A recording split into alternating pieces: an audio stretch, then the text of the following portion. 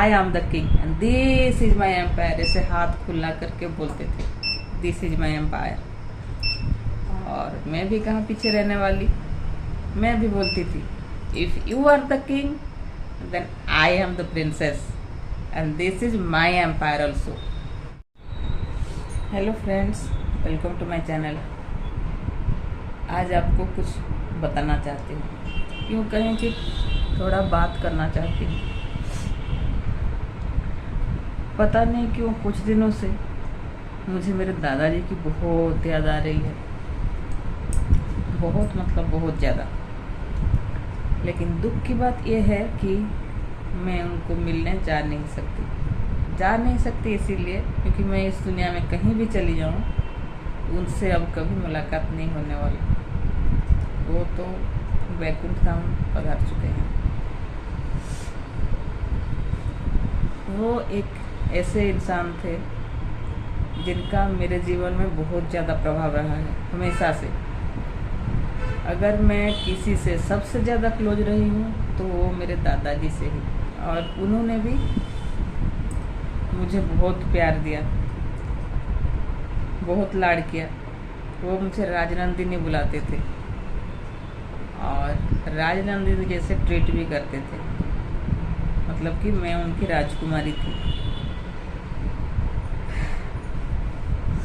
और उनसे क्लोजनेस का एक और कारण भी हो सकता है कि मैं हमारे घर में पहली संतान रही हूँ और एक ही लड़की, और बाकी सारे तो लड़के ही लड़के।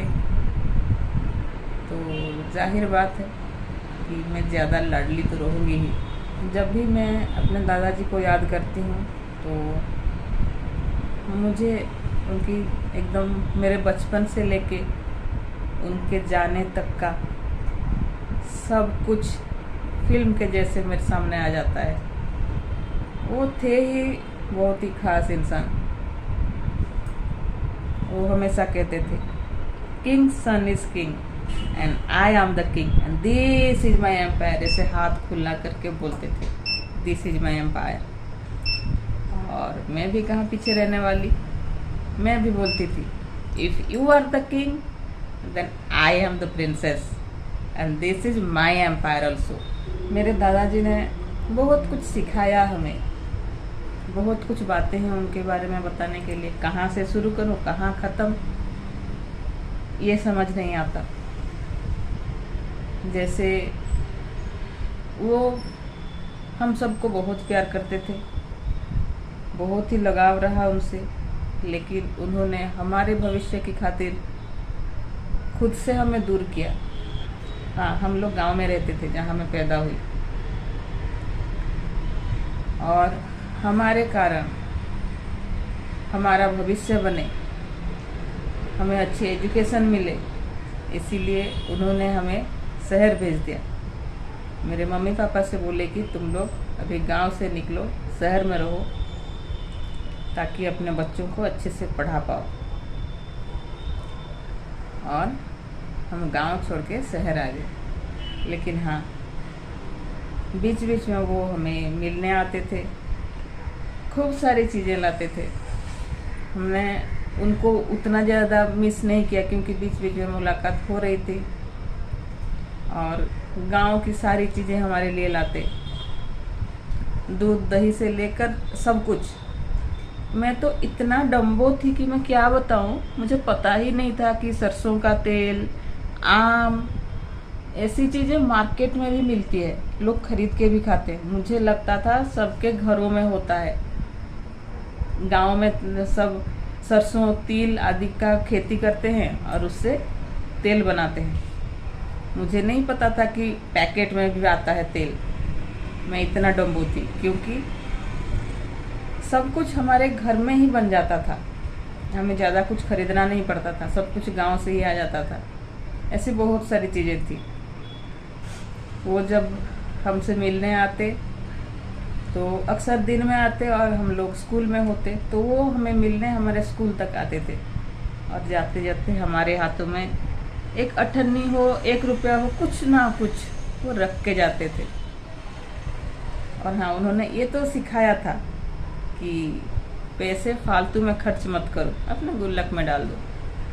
तो हम लोग अपने गुल्लक में डाल देते थे वो पैसा, लेकिन वो कभी हमें खाली हाथ नहीं छोड़ते, कुछ ना कुछ हमारे हाथों में रखते थे। फिर जैसे कि वो हमें ऐसे बातों बातों में पर्सनल हाइजीन बताते थे।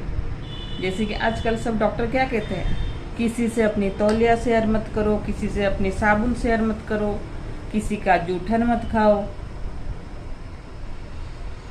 लेकिन वो हमें ऐसे ही बातों बातों में वो सिखाते थे। जैसे कि हम अगर उनके बिस्तर में चढ़ जाएं तो वो बोलते, अरे नहीं मेरे बिस्तर पे मत चढ़ो, अपने बिस्तर में जितना कूदना है कूदो, मैं तो अब बूढ़ा हो चुका हूँ, मुझ में हजारों बीमारियाँ होंगी, वो सब तुम्हें भी लग जाएंगी ना, तो तुम मेरे बिस्तर में मत कूदो। जैसे हमें उनका तौलिया, खासकर मुझे बहुत पसंद होता था यूज करने के लिए, बहुत मन करता था।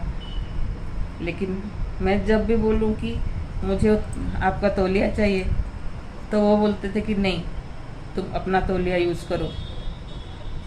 शायद मेरे स्किन में कोई प्रॉब्लम हो, जिसके वायरस वगैरह वो मेरे गमछे में होंगे, मेरे तौलिए में होंगे, वो तुम लोगों को लग जाएंगी। नहीं, ऐसे चीज़ें शेयर नहीं करते। आजकल तुम्हारे स्कूलों में हाइजीन की शिक्षा नहीं देते क्या? स्वास्थ्य रक्षा नहीं सिखाते क्या? इस तरह से वो सिखाते थे। बोलते थे कि किसी की कंघी यूज मत करो, किसी का पफ यूज मत करो। और जैसे हमें कभी वो खाली पैर चलने नहीं देते थे, बोलते थे कि नहीं चप्पल पहन के चला करो। कहीं कुछ कीड़ा वगैरह कहीं होगा तो, क्योंकि वो गांव का एरिया था, घर के साइड में ही जंगल है, तो वो हमेशा बोलते थे कि नहीं चप्पल पहन के चला करो, खाली पैर नहीं। अंधेरा हो गया तो एक हाथ में टॉर्च पकड़ो, पैर में चप्पल होना चाहिए, हो सके तो दूसरे हाथ में लाठी लो, और फिर कहीं बाहर निकलो। कहीं कोई सांप बिच्छू वगैरह रहा तो कहीं वो तुमको काट ना ले। बहुत ही ज़्यादा केयरिंग थे वो। और फिर कब कौन से टाइम में क्या खाना चाहिए उसका भी ध्यान रखते थे। मुझे एक बात बहुत याद आती है, हालांकि वो रियल में मुझे उतना याद नहीं, मेरी मम्मी मुझे बताती थी कि मैंने ऐसा भी किया था, तो इसीलिए याद है। मैं बहुत छोटी रही होंगी उस टाइम, शायद 2-2.5 साल की ही।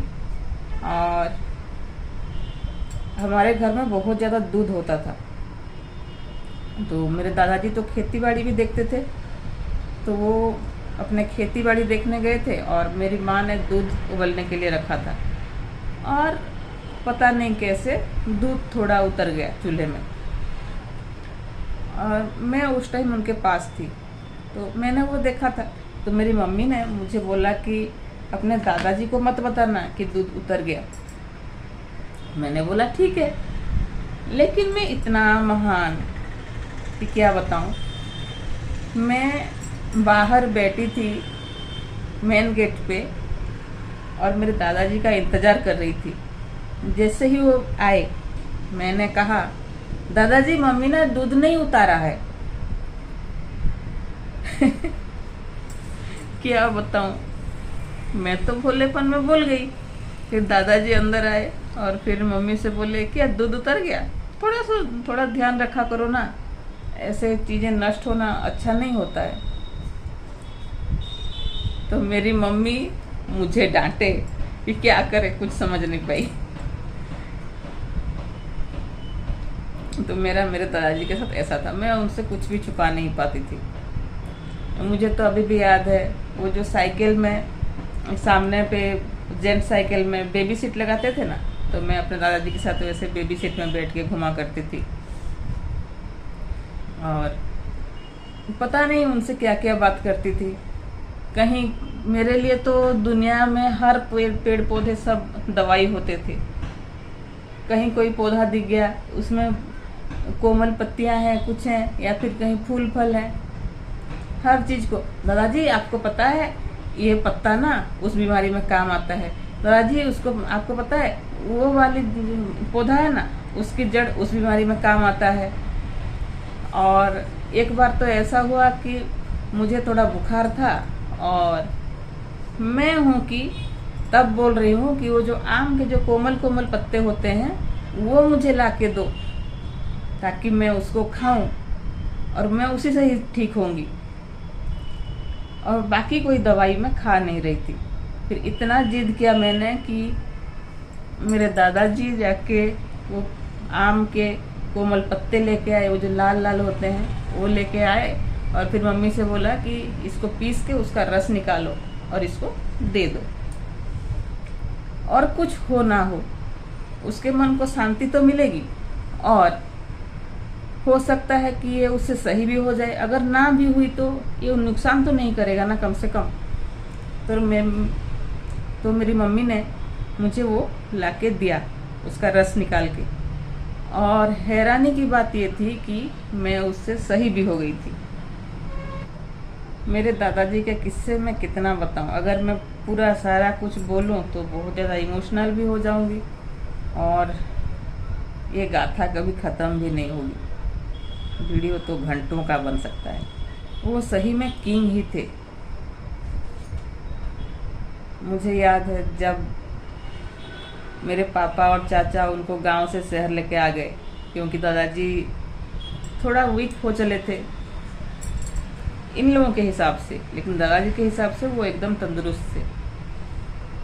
तो उसके बाद मैं जब गई उनसे मिलने मायके में, तो मैंने देखा कि दादाजी का वो पहले जैसा चार्म नहीं था, वो थोड़े उदास रहने लगे थे। लेकिन हाँ, वो इतना स्ट्रांग थे कि उनका काफ़ी उम्र होने तक वो थे। शायद उनका उम्र तभी कितना रहा होगा, वो 87-88 तक थे, मतलब 87-88 साल के रहे होंगे। तो उस उम्र में भी वो अपने कपड़े खुद धोते थे, अपने समय पे खाना खाते थे, ऐसा होता था।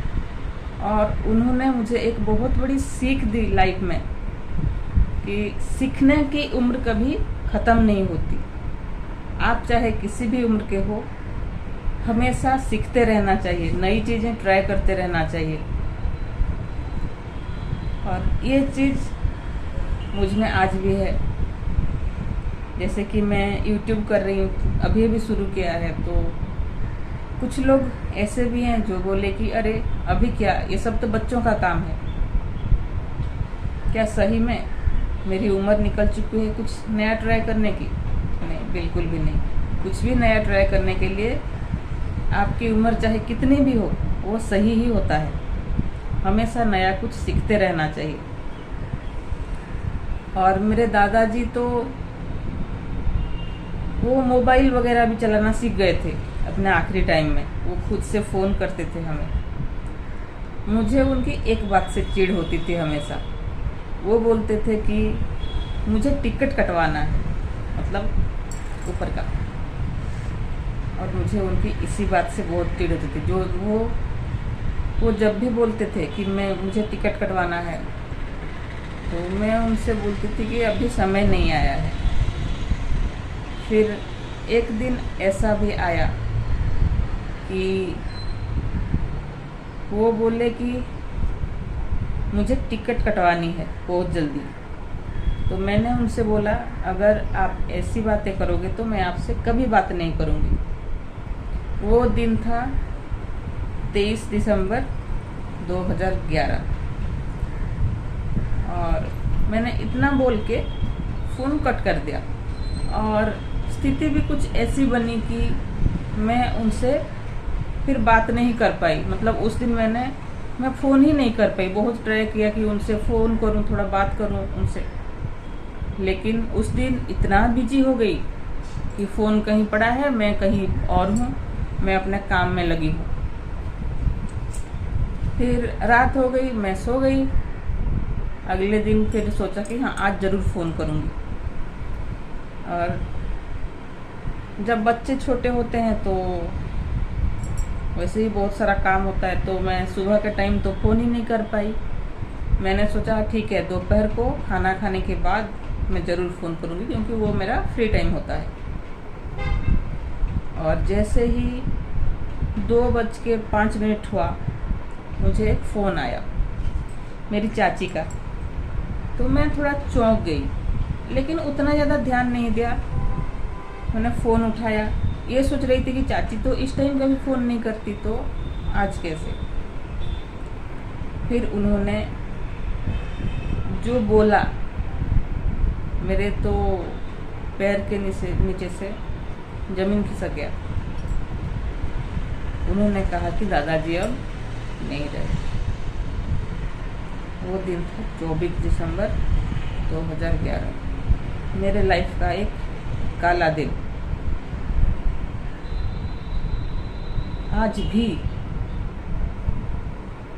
आज भी मुझे मलाल रहता है कि मैंने उस दिन उनसे ऐसा क्यों बोला कि मैं आपसे कभी बात नहीं करूंगी।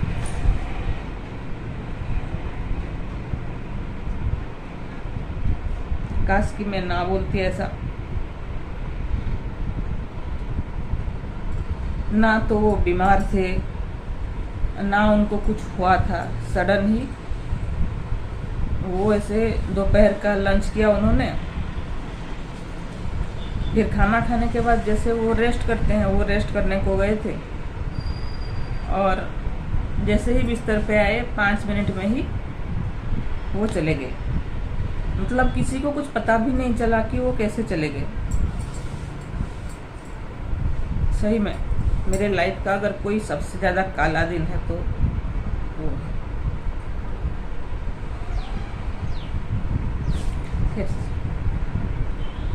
चलिए आगे बढ़ते हैं। देखिए यहाँ मेरे साइड में उनका फ़ोटो है, यही एक फ़ोटो है मेरा उनके पास। बाकी जितने फ़ोटो थे वो मोबाइल के साथ चले गए। आपके लाइफ में भी ऐसे कुछ लोग होंगे जिनका आपके ऊपर बहुत ज़्यादा प्रभाव रहा होगा। कमेंट सेक्शन में आप ज़रूर बताइएगा कि ऐसा वो कौन इंसान है जिसका आपके ऊपर बहुत ज़्यादा प्रभाव रहा है। आज तो थोड़ा बहुत बताया, नहीं तो वीडियो बहुत ज़्यादा लंबा हो जाता। फिर कभी दादाजी के बारे में बात करेंगे। तो वीडियो अच्छा लगा तो एक लाइक करिएगा, कमेंट सेक्शन में बताइएगा कैसा लगा, और आपके लाइफ का वो स्पेशल इंसान उनके बारे में भी बताइएगा। तो हम मिलेंगे अगले नए वीडियो में। तब तक के लिए बाय, टेक केयर।